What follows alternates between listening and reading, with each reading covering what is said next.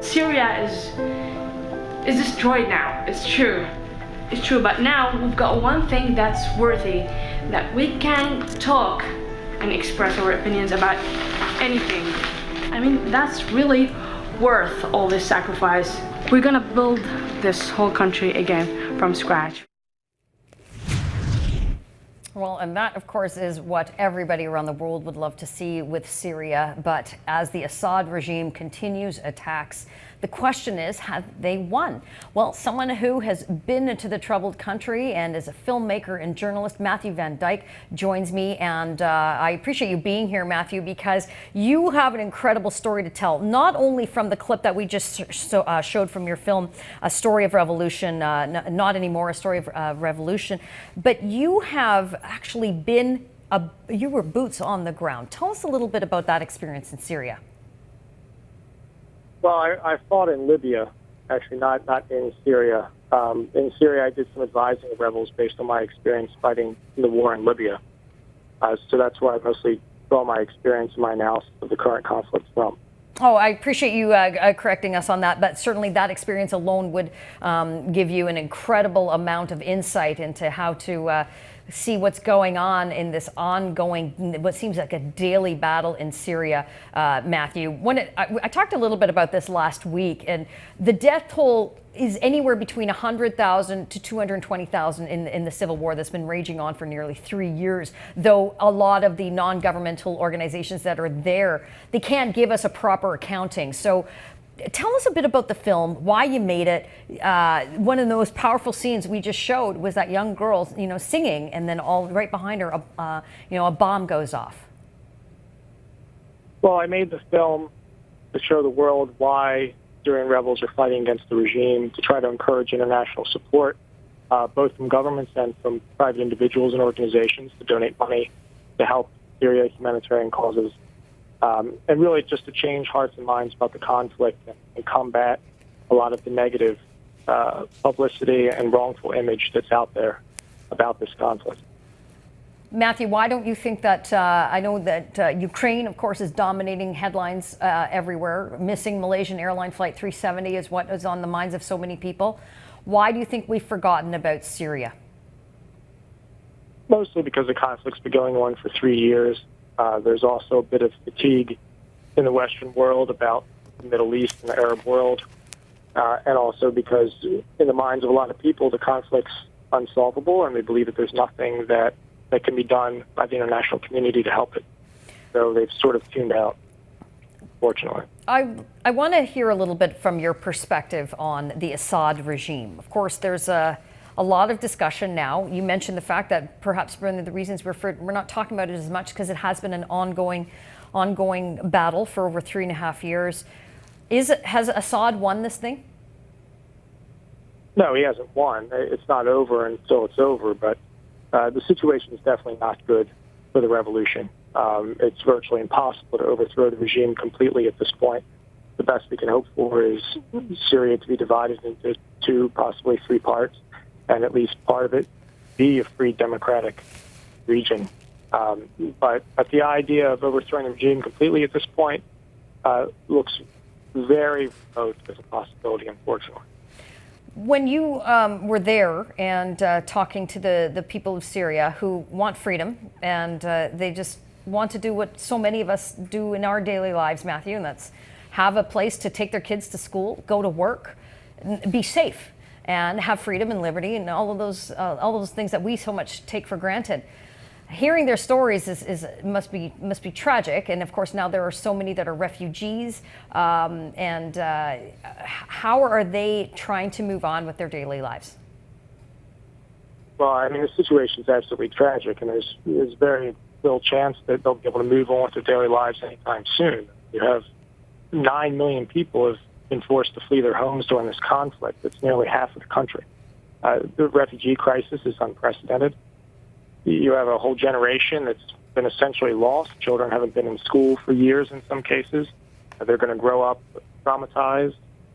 This is a problem that's going to face Syria, for the next generation. It's a complete tragedy. It's one that was largely avoidable had the West been involved earlier in the conflict.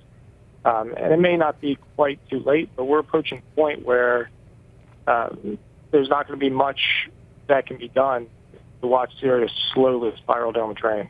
I want to get your perspective on some of the parallels that we may be seeing that are going on right now with Ukraine, for example, Matthew. Did you get any sense, what is Vladimir Putin's involvement with the Assad regime in that relationship? So one for Vladimir Putin, Assad wouldn't be able to remain in power. You know, Russia is the main supplier of arms and ammunition to the Assad regime, gives political backing, provides a veto on the UN Security Council. I mean, really, if you want to look at the root of who's behind authoritarian regimes around the world, it comes back to Russia, it comes back to Putin. And every step of the way, he's outsmarted and outdone this administration in the United States.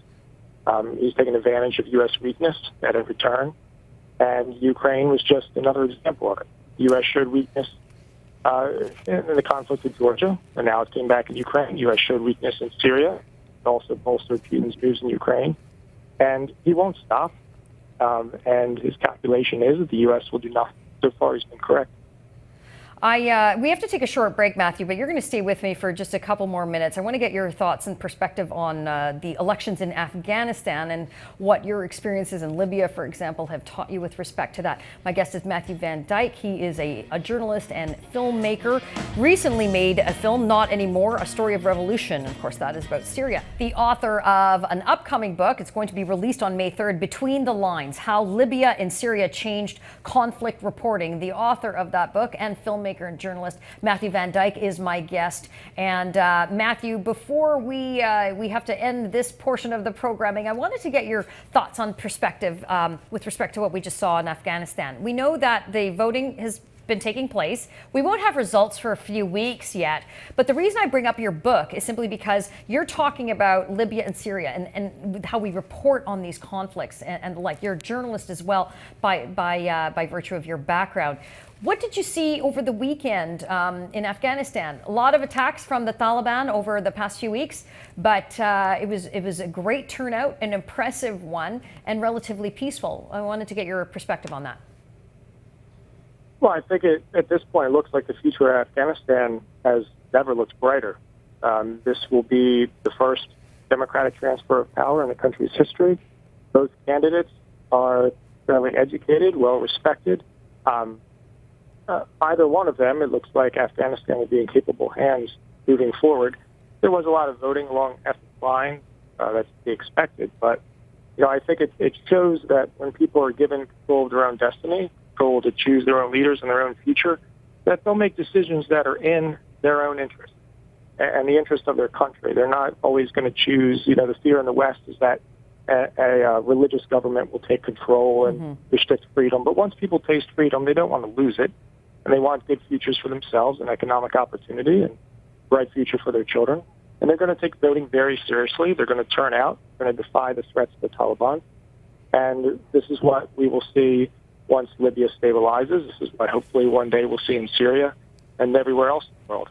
When people have democracy, they don't squander it, they use it. Well, a pretty impressive voter turnout, Matthew. Again, things that we don't appreciate as much in the western parts of the world. And I mean, we have constantly very low voter turnouts at all levels of government, but they had over 60%. What I actually found pretty fascinating about watching some of the images that were coming out of Afghanistan were that the streets were empty. People walked to the polls, and we're showing some images now of people just standing in line.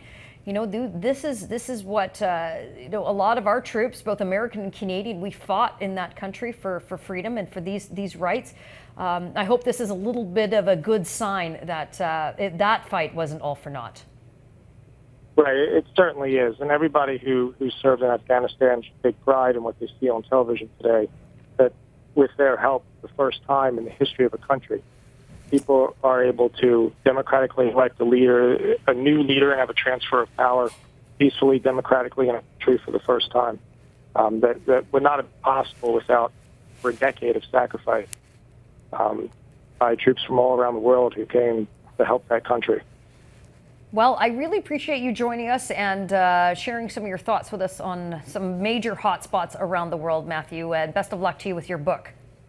Thank you very much. That is Matthew Van Dyke. He's a journalist and filmmaker and author. His book, Between the Lines, How Libya and Syria Changed Conflict Reporting, will be coming out on May 3rd.